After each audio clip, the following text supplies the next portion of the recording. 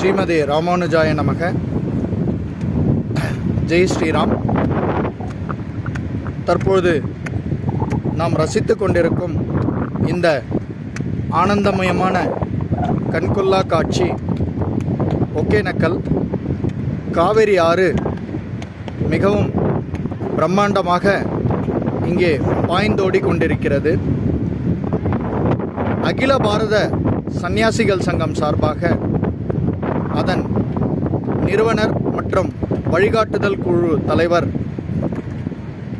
குருஜி தவத்திரு சுவாமி ராமானந்த சுவாமிகள் அவர்களால் நிறுவப்பட்ட இந்த ஆசிரமத்தில் ஒவ்வொரு நாளும் அனுதினமும் மாலை வேளையில் காவேரி அன்னைக்கு பிரத்யேகமாக ஆரத்தி நடைபெறுகிறது. இதன் விளைவாகத்தான் தற்பொழுது காவேரி அன்னை பாய்ந்தோடும் மேட்டூர் அணை 67 ஆண்டுகளுக்கு பின்பு ஜூன் மாதத்தில் நிரம்பியுள்ளது. தற்போது ஜூலை மாதத்தின் துவக்கத்திலே நாம் இங்கு வரப்பெற்று சுவாமிகளினுடைய ஆசீர்வாதமும் கிடைக்கப்பெற்று இந்த தத்ரூப காட்சியை ரசித்து கொண்டிருக்கிறோம்.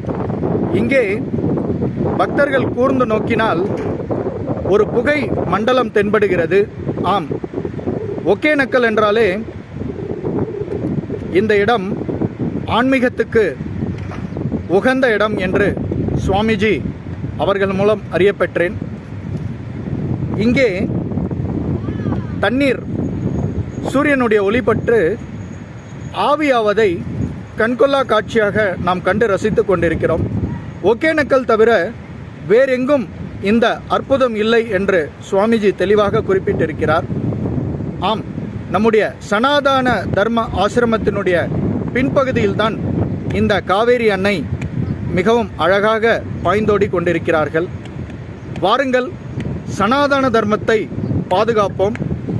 சனாதன தர்மத்தை தழைத்தோங்க செய்ய பல வழிமுறைகளையும் செயல்களையும் செவ்வனே செயல்படுத்தி கொண்டிருக்கும் அகில பாரத சந்நியாசிகள் சங்கத்திற்கு நாம் துணையாக நிற்போம். இன்னொரு பக்தர்களிடம் பகிர வேண்டிய முக்கிய விஷயம், இங்கே பல சந்நியாசிகள் பலர் வந்து தங்கி துறவி தீட்சை அவர்களுக்கு சுவாமிஜி அவர்களால் கொடுக்கப்படுகிறது. இதுபோல பல துறவிகள் அகில பாரத வாழ்க பாரதம், வாழ்க வையகம். பாரத் மாதா கி ஜெய். ஜெய் ஸ்ரீராம். சர்வம் கிருஷ்ணார்ப்பணம். ஜெய் ஸ்ரீமன் நாராயணா.